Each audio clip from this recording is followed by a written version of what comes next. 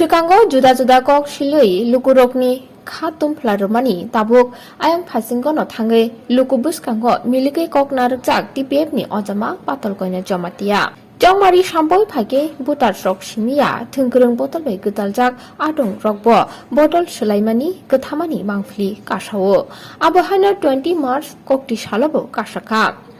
Buskangni Bidan Sabha Jongmarino Nahari TPF Romikha BJP ni bana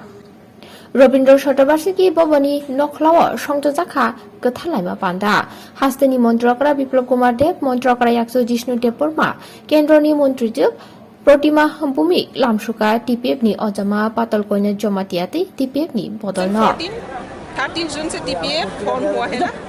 और ये form हुआ मोदी का विजन और आइडियोलॉजी देखकर हम लोग सोशियो पॉलिटिकल ऑर्गेनाइजेशन गठन किया ये तीपरा का जो शोषण नीति है इसको हटाने के लिए लेकिन तब मैंने पॉलिटिकल रूप से नहीं सोशियो पॉलिटिकल ऑर्गेनाइजेशन एनजीओ की तरफ से इसलिए आज ये एनजीओ की तरफ से काम करते करते आज मैंने पॉलिटिकल में ज्वाइन किया ये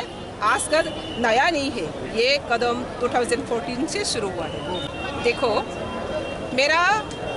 एक डिमांड है एनआरसी सुप्रीम कोर्ट में आज भी ऑनगोइंग प्रोसेस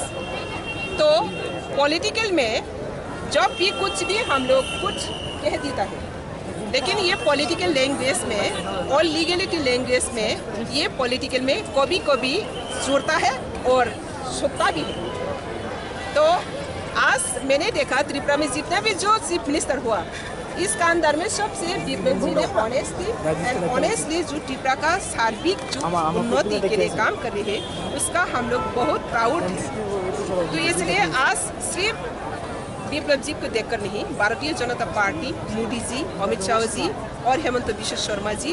जो योजना है भारत का जो विजन है मिशन है उसको हम सभी एक ही मकसद में चलना चाहिए इसी दिशा में आज मेरे जनता पार्टी में ज्वाइन किया